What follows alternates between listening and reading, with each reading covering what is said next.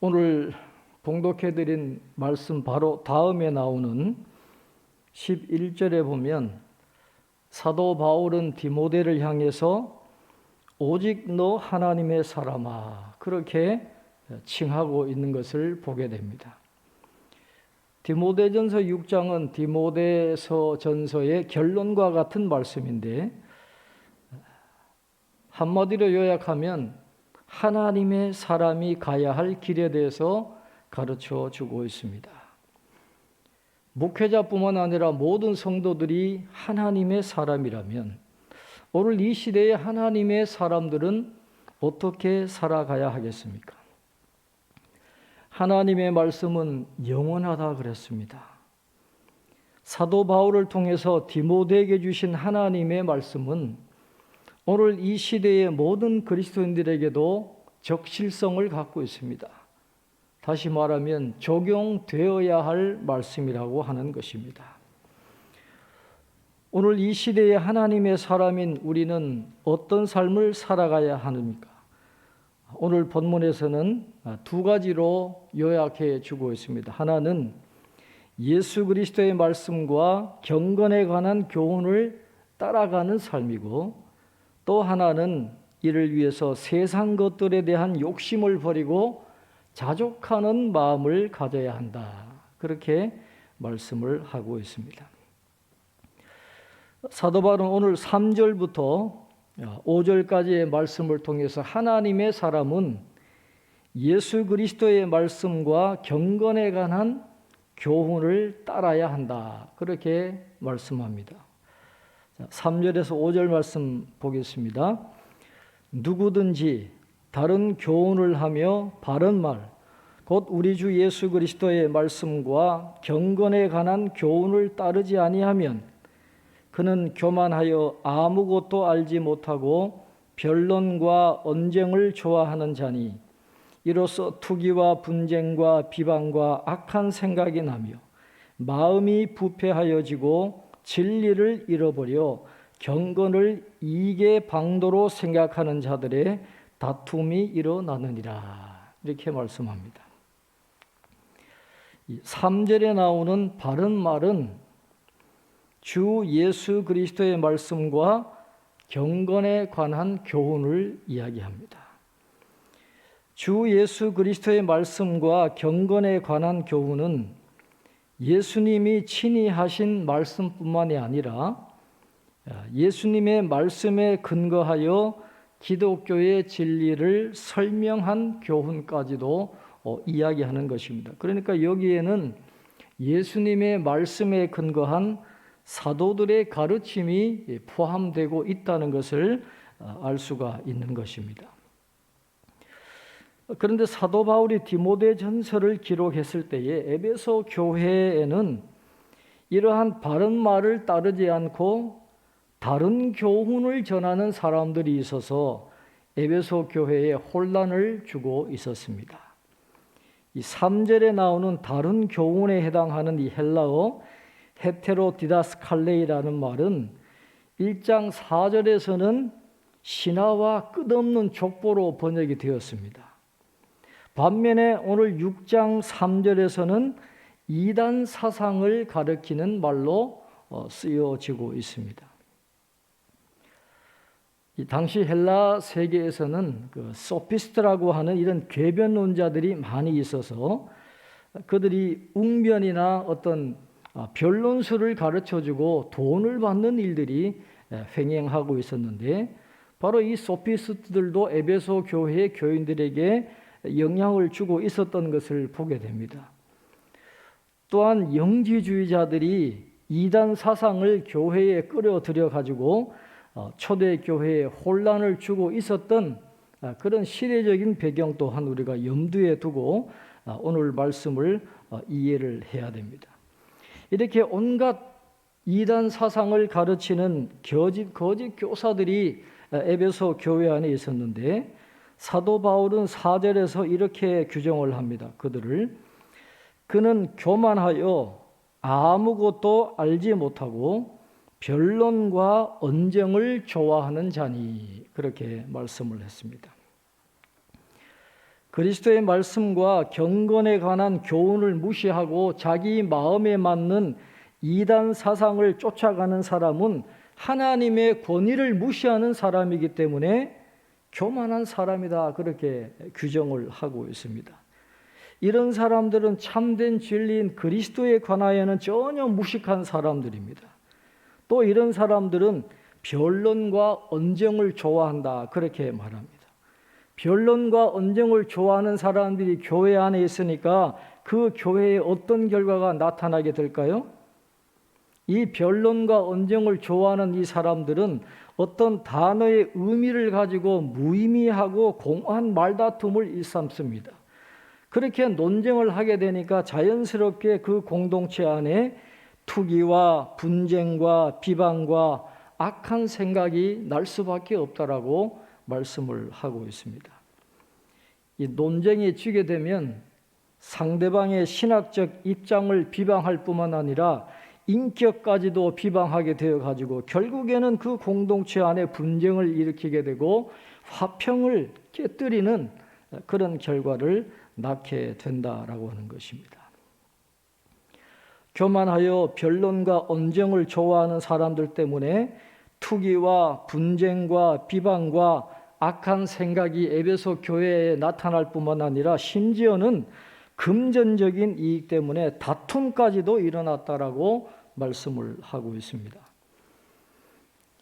5절에 이렇게 말씀합니다. 마음이 부패하여지고 진리를 잃어버려 경건을 이익의 방도로 생각하는 자들의 다툼이 일어나느니라, 이렇게 말씀했습니다. 아까도 말씀드린 것처럼 이 헬라 지역에서 이 소피스트들이 궤변을 가르치면서 돈을 요구했던 것 같아요. 그래서 교회 안에서도 이런 거짓 교사들이 나타나가지고 이단 사상을 설파하면서 교인들에게 돈을 요구했던 것 같습니다. 디모데전서 6장 10절이 말씀하는 돈을 사랑하는 마음이 바로 그런 거짓 교사들에게 있었던 것 같습니다. 그러니까 경건을 이익의 방도로만 생각하게 되고 경제적 이익을 서로 차지하려고 하는 다툼까지 교회 안에서 일어나게 되었다라는 것입니다. 그래서 사도 바울은 전혀 기독교적이지도 않고 교회의 안정과 발전과 기초가 되는 화평을 깨뜨리는 그런 거짓 교사들을 용서하면 안 된다라는 것입니다. 용납하면 안 된다라는 것이죠. 특별히 경계해야 할 것이라고 오늘 이 서신을 통해서 디모데에게 권고하고 있는 것입니다. 이렇게 돈을 사랑하는 거짓 교사들을 경계하라는 말씀을 준 다음에 이제 6절 이하에서 보면 하나님의 사람이 가져야 할 올바른 자세가 어떤 것인가에 대해서 말씀하는데, 여기서는 특별히 이 자족하는 마음이 강조되고 있음을 보게 됩니다. 6절에서 이렇게 말씀합니다. 그러나 자족하는 마음이 있으면 경건은 큰 이익이 되느니라, 그렇게 말씀을 합니다. 바울은 오직 평강의 근원이신 하나님과 교제함으로써 얻어지는 자족을 이야기하고 있는 것입니다. 다른 어떤 세상의 것으로 자족하는 게 아니라 하나님과의 관계 속에서 얻어지는 그 자족을 이야기하고 있는 것입니다. 이러한 자족의 마음을 소유하게 되면 세상적인 유혹과 물질에 대한 지나친 관심을 떨쳐버리게 되고 하나님께만 소망을 둠으로 부족함을 느끼지 않을 뿐만 아니라 오히려 풍족한 삶을 살게 된다라고 하는 것입니다. 누구보다도 자족하는 삶을 살았던 사람은 바로 사도 바울이었습니다. 사도 바울은 자신의 자족하는 마음에 대해서 빌립보서 4장 11절로 13절에 이렇게 고백을 하고 있습니다. 내가 궁핍함으로 말하는 것이 아니니라 어떠한 형편에든지 나는 자족하기를 배웠노니 나는 비천에 처할 줄도 알고 풍부에 처할 줄도 알아. 모든 일 곧 배부름과 배고픔과 풍부와 궁핍에도 처할 줄 아는 일체의 비결을 배웠노라. 내게 능력 주시는 자 안에서 내가 모든 것을 할 수 있느니라. 모든 형편에 자족하는 마음을 가졌는데 자신의 능력이 아니라 내게 능력을 주시는 그 하나님의 은혜와 능력으로 자족하는 마음을 배우게 되었다라는 것입니다. 그렇게 자족할 수 있었던 것은 그에게 있어서 진정한 행복이란 물질의 많음에 있는 것이 아니라 하나님과의 바른 관계에 있었기 때문입니다. 그러니까 경건의 삶이 사도 바울에게는 큰 이익이 될 수가 있었던 것이죠. 만약에 돈의 목적이 있었다면 경건이 사도 바울에게 큰 이익이 되지 못했을 것입니다. 그러나 자족하는 마음이 있었기 때문에 경건의 삶이 그에게 큰 이익이 된 것입니다. 사도 바울이 이렇게 자족하는 마음을 가질 수 있게 된 것은 하나님이 어떤 큰 깨달음을 주셨기 때문인데 그 깨달음이 바로 오늘 본문 7절, 8절에 나오는 그 말씀에 대한 깨달음입니다. 오늘 7절, 8절에 이렇게 말씀하죠. 우리가 세상에 아무것도 가지고 온 것이 없음에 또한 아무것도 가지고 가지 못하리니 우리가 먹을 것과 입을 것이 있은즉 족한 줄로 알 것이니라. 우리가 세상에 아무것도 가지고 온 것이 없음에 또한 아무것도 가지고 가지 못하리니. 여기서 사도 바울은 태어나는 것보다는 이 죽는다는 것에 강조점을 두고 있습니다. 궁극적으로 이 세상의 물질적인 것이 우리 인간의 죽음과 죽음 이후의 삶에 아무런 도움이 되지 못한다라고 하는 것을 지금 사도 바울이 강조하고 있는 것입니다. 그러면서 죽음 다음에 가야 할 곳이 있기 때문에 이 세상에서는 어떤 마음으로 살아야 한다고 말씀합니까? 우리가 먹을 것과 입을 것이 있은즉 족한 줄로 알 것이니라.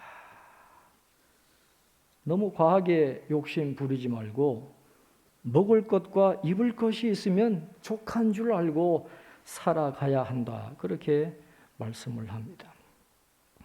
여기서 우리가 하나 주의할 것은 이 말씀을 문자적으로 그대로 받아들이게 되면 마치 먹을 것과 입을 것이 있으면 정당한 부의 축적, 열심히 일해서 많은 부를 쌓는 것을 지금 금지하고 있는 것처럼 그렇게 이해할 수 있겠지만은 사도 바울이 지금 여기서 그걸 금지하는 것이 아닙니다. 정당한 부를 축적하는 것을 금지하고 있는 것이 아니라 사도 바울이 여기에서 강조하는 것은 우리가 이 세상을 살면서 어느 것에 더 관심을 갖고 살아가야 되느냐, 지금 그것을 이야기하고 있는 것입니다.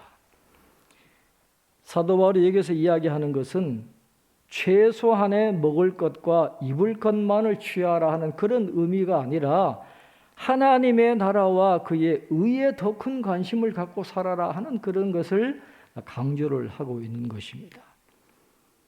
열심히 일해서 정당하게 부를 쌓는 것을 책망하는 게 아닙니다. 부를 쌓은 다음에 그 부를 어떻게 사용할 것인가를 강조하면서 하나님의 나라와 그의 의를 위해서 사용할 것을 지금 권면하고 있다라고 하는 것이죠. 그래서 마지막으로 사도 바울은 이 자족하는 마음을 가지고 살아가기 위해서는 탐욕을 반드시 경계해야 된다. 그렇게 말씀을 합니다. 오늘 9절에 이렇게 말씀합니다. 부하려 하는 자들은 시험과 올무와 여러 가지 어리석고 해로운 욕심에 떨어지나니 곧 사람으로 파멸과 멸망에 빠지게 하는 것이라. 그렇습니다. 부자가 되려는 강한 욕구를 갖게 되면 반드시 유혹을 받게 되고 마귀의 올무에 걸리게 되고 그렇게 되면 결과적으로 하나님과의 교제가 단절되는 결과를 초래하면서 영적으로 파멸과 멸망에 이르게 된다는 것을 지금 경고를 하고 있는 것이죠. 그러면서 10절의 마지막에 이렇게 이야기합니다. 우리가 이번 주에 함께 암송할 말씀은 디모데전서 6장 10절, 우리가 너무도 잘 아는 말씀입니다. 돈을 사랑함이 일만하게 뿌리가 되나니 이것을 탐내는 자들은 미혹을 받아 믿음에서 떠나 많은 근심으로서 자기를 찔렀도다. 그렇게 말씀합니다. 오늘 10절에서 우리가 유념해야 할 것은 돈을 사랑함이 악이라 그렇게 말씀하지 않고 돈을 사랑함이 일만하게 뿌리라 그렇게 말했어요. 일만하게 뿌리가 돈을 사랑하는 거라는 말은 이 세상의 모든 것 뒤에는 돈이 있다라는 거예요. 이 세상의 모든 문제의 근원을 파고 들어가 보면 그 근원에 돈이 있다라고 하는 것입니다. 범죄자들도 그 근원으로 돌아가 보면 돈 때문에 죄를 범한 것임이 드러나게 됩니다.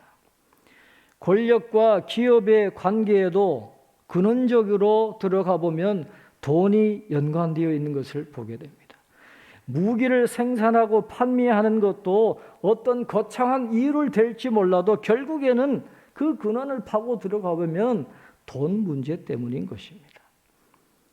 이렇게 세상의 문제들의 근원에는 돈이 연관되어 있습니다. 그러니까 돈을 사랑함이 일만하게 뿌리라 그렇게 말을 하는 것입니다. 그러나 재물을 지나치게 탐하게 되면 극단적인 결과들이 일어날 수밖에 없다라는 것입니다. 결국 돈에 지나친 탐욕을 품은 자들은 신앙보다도 물질에 더 관심을 갖게 되고 신앙을 잃고 방황하게 될 뿐만 아니라 극심한 슬픔으로 고통을 받게 될 수밖에 없다는 것을 사도 바울은 강조를 하고 있습니다.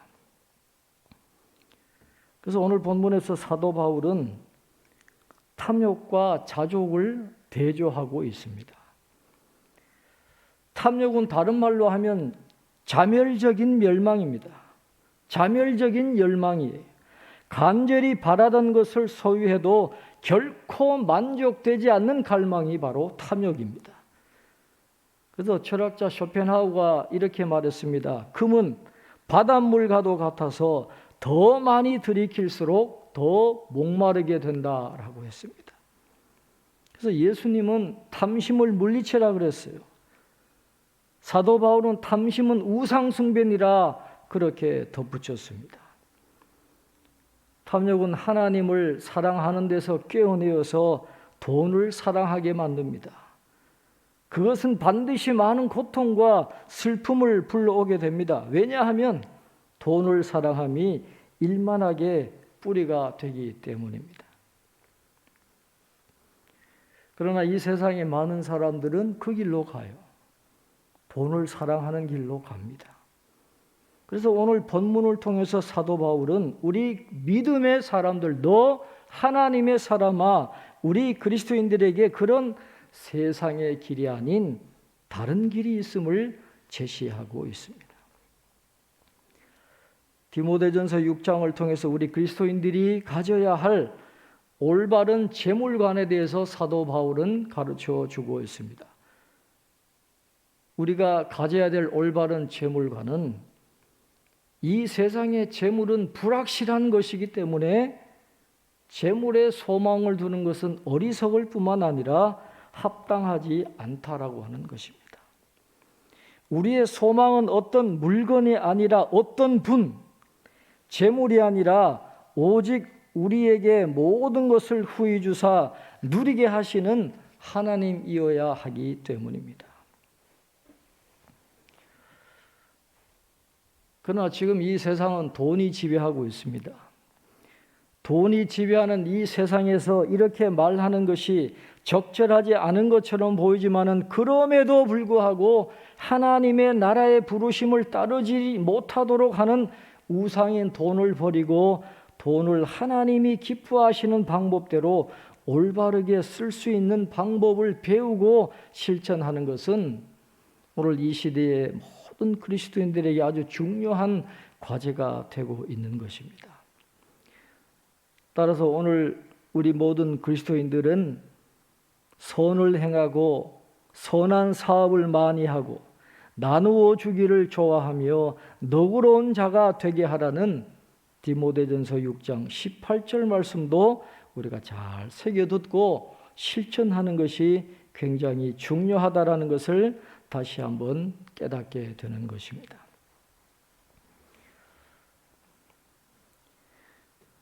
요즘 젊은 사람들 중에 이 파이어족이 많이 생겨나고 있습니다. 이 파이어족이라고 하는 말은 Financial Independence, Retire Early. 경제적인 자립을 이루어 가지고 빨리 은퇴하는 게 인생의 목적입니다. 재정적으로 여유를 가지고 빨리 은퇴해서 남은 인생을 즐기면서 살자는 젊은이들이 지금 많이 늘어나고 있습니다. 이들은 인생의 피난처를 돈에 둡니다. 그 사람들만 그렇지 않죠. 주식이 돈이 된다 그러면 다 주식으로 몰리고, 부동산이 돈이 된다 그러면 부동산으로 돈이 몰리게 되고, 비트코인이 괜찮다 그러니까 비트코인으로 몰려가고, 그런 것들을 인생의 피난처로 삼는 사람들이 굉장히 많이 있습니다. 그러나 여러분, 이 사람들을 보면서 어떤 생각이 드세요? 예수님이 비유로 말씀하신 어리석은 부자가 생각나지 않으십니까? 아직도 살 날이 많이 남아있는 젊은 사람들이 젊었을 때부터 벌써 이런 생각을 한다라는 것은 이 국가와 사회를 위해서는 바람직하지 않은 것 같아요. 이런 생각들은 돈의 가치를 단지 소유에만 두고 있다라고 하는 것이고, 자신을 위해서만 소비하려고 하는 그런 인생관, 가치관을 가졌기 때문에 국가와 사회를 위해서는 그렇게 큰 도움이 될 것 같지는 않습니다. 우리가 이 세상을 살면서 사회에 기여하고 어떤 더불어 잘 사는 세상을 만들어야 되는 그런 책임과 의무가 있는데, 이런 화이어족들 같은 그런 사고방식을 갖고 있는 사람들은 물론 혼자는 즐거울 수 있을지 몰라도 그건 반쪽짜리 인생에 불과한 것입니다. 우리 인간의 삶에는 또 다른 반쪽의 삶이 있는 거거든요. 이번에 중앙일보의 백성호 기자가 우리가 잘 알고 있는 연세대 철학과 명예교수님 김형석 교수님을 만나서 인터뷰한 내용을 실었습니다. 지금 102세대신 분이죠. 그러니까 100세를 살아보고 어떤 말씀을 주시는지 많은 사람이 관심을 갖고 있는데, 이 백성호 기자가 행복에 대해서 질문을 했어요. 그러니까 김영석 교수님이 이렇게 말씀하셨다고 합니다. 100세가 되어 보니까 행복하고 싶은데 행복해질 수 없는 사람들 두 부류가 있더라는 것이죠. 절대로 행복할 수 없는 사람들 두 부류는 정신적 가치를 모르는 사람들과 이기적인 사람들이라, 그렇게 대답을 했다고 합니다. 물질적 가치는 행복을 가져다 주지 않는다라는 것이죠. 복권에 당첨된 사람들처럼 정신적 가치를 모르는 사람이 많은 물건을 가지게 되면 오히려 불행해지더라는 거예요. 돈이나 권력이나 혹은 명예를 쫓는 사람들이 불행한 이유는 거기에는 만족이 없기 때문이라 그렇습니다. 돈, 권력, 명예욕은 기본적으로 소유욕입니다. 그건 가지면 더 목이 더 말라요. 가지면 가질수록 더 배가 고프다라는 것입니다. 그러니까 항상 허기진 채로 살아가야 된다는 것이죠. 행복하기 위해서 꼭 필요한 조건이 있는데 그것은 바로 만족이라, 그렇게 말씀했습니다. 정신적인 가치를 아는 사람들은 만족하며 살아가더라는 겁니다. 그리고 그런 사람들이 행복한 삶을 살아가더라는 것이죠. 그리고 내 이익만을 챙기면서 살아가는 이기적인 사람들도 행복할 수 없다라고 이야기합니다. 이기주의와 행복은 공존할 수 없다는 겁니다. 이기주의자는 인격의 그릇이 크지 못하기 때문에 담을 수 있는 행복 또한 작을 수밖에 없다는 것입니다. 인간 관계에서 나오는 선한 가치를 담을 수 있는 큰 그릇을 갖출 때라야 많은 행복을 담을 수가 있다, 그렇게 이야기하십니다. 그리고 행복은 공동체 의식이지 단독자인 나만을 위한 게 행복은 아니더라, 그렇게 말씀을 하셨습니다. 오늘 사도 바울이 디모데에게 보낸 이 서신을 통해서 주신 그 교훈과 오늘 이 김영석 교수님의 말씀은 공통되는 그런 부분이 있고 우리가 새겨 들어야 할 말씀이다, 그렇게 생각을 하게 됩니다.